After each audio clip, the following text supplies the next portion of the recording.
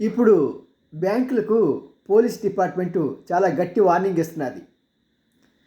ఈ ఆన్లైన్ మోసాలకి ప్రధానమైన కారణం ఏంటంటే, ఆన్లైన్ మోసాలతో పాటు డిజిటల్ అరెస్ట్ అనే దానిలో కూడా మెయిన్ సమస్య ఎక్కడ వస్తున్నదంటే, బ్యాంకుకి వెళ్ళినప్పుడు ముందు ఆ డిజిటల్ అరెస్ట్ చేసేవాళ్ళు ఆ వ్యక్తిని భయపెట్టేస్తారు. వాళ్ళకి ఆరాలు చూస్తారు, తెలుసుకుంటారు.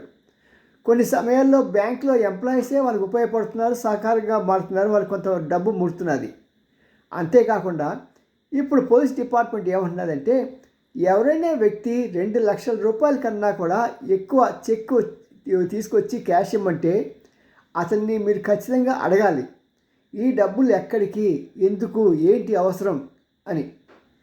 అంతేకాకుండా అతని మీద ఏమైనా మీకు అపనమ్మకం లేకుండా ఇతను ఏదైనా సరే ఎవరి చేతైనా సరే మోసపోబడుతున్నాడా అనే విషయం తెలియాలి, మీకు అనుమానంగా ఉంటే వెంటనే మీకు దగ్గరలో ఉన్న పోలీస్ స్టేషన్కి ఫోన్ చేయండి.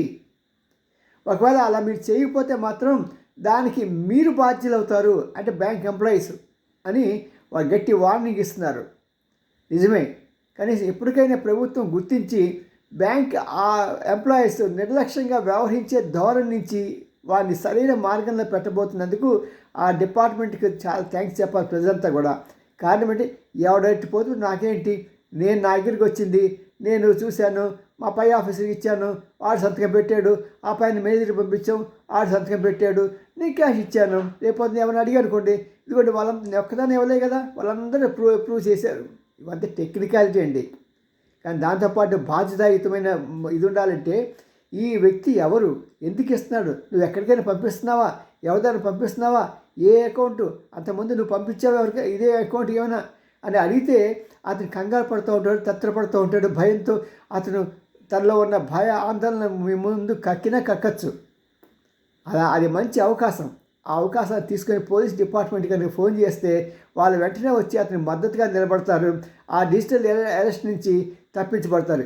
సుమారు 8,000 కోట్ల రూపాయలు లాస్ట్ ఇయర్లో ఇలా డిజిటల్ అరెస్ట్ అనే భయపెట్టి దోచుకున్నారు దొంగలు, సైబర్ నేరగాళ్ళు. మరి అలాంటి వాటిని రక్షించాలంటే బ్యాంక్ ఎంప్లాయీస్ పాత్ర చాలా ఉందని ప్రభుత్వం గ్రహించింది.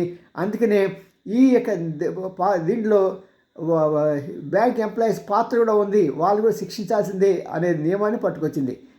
మీ అండ్ రామ్జీ, సీనియర్ జర్నలిస్ట్, గుడిగంటి టీవీని లైక్ చేయండి, షేర్ చేయండి, సబ్స్క్రైబ్ చేయడం మాత్రం మానకండి. బాయ్.